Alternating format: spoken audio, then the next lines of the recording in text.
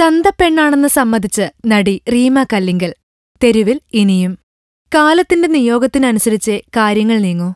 റീമയല്ലെങ്കിൽ മറ്റേതെങ്കിലും സ്ത്രീ. എന്നും വിമർശനങ്ങളുടെ ശബ്ദമുയർത്താൻ ആരെങ്കിലുമായി ഉണ്ടാകും. ദശാബ്ദങ്ങളായി പലരും ശബ്ദമുയർത്തുന്നുണ്ട് സ്ത്രീ സമത്വത്തിനു വേണ്ടി. എന്നാലത് ഒറ്റപ്പെട്ടു പോകുക മാത്രമേ ഇതുവരെ സംഭവിച്ചിട്ടുള്ളൂ. ഒരു കൂട്ടായ ശബ്ദമാകാൻ എന്തോ കഴിഞ്ഞിട്ടില്ല, കഴിയുന്നുമില്ല. പക്ഷേ അതിന് ഒരു കാരണമായി കാണാൻ കഴിയുക സ്ത്രീകളെ സമത്വത്തിന്റെ പാതയിലേക്ക് നയിക്കാനിറങ്ങുന്ന ആളുകളുടെ ക്രെഡിബിലിറ്റി ചോദ്യം ചെയ്യപ്പെടുന്നു. അതോടുകൂടി ആശയം മനസ്സിലുള്ളവർ പോലും ഇവരുടെ പിന്നിൽ അണിനിരക്കാൻ മടിക്കുന്നു. എന്തായാലും റീമ കല്ലിങ്കൽ എന്ന സിനിമാ നടി പുരോഗമനത്തിന്റെ പാതയിലൂടെയാണ് സഞ്ചരിക്കുന്നത്. അതിനവർ കേട്ട പേരാണ് ചന്തപ്പെണ്ണ്.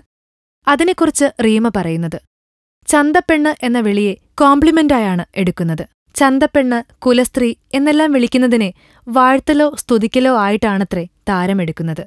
ഏതൊരു കാര്യത്തിനും മുന്നിട്ടിറങ്ങുന്ന, തൊഴിലെടുക്കുന്ന സ്ത്രീകൾ കേൾക്കുന്ന പഴിയാണിതെന്നും അതിനാൽ തനിക്കൊരു വിഷമവുമില്ലെന്നും.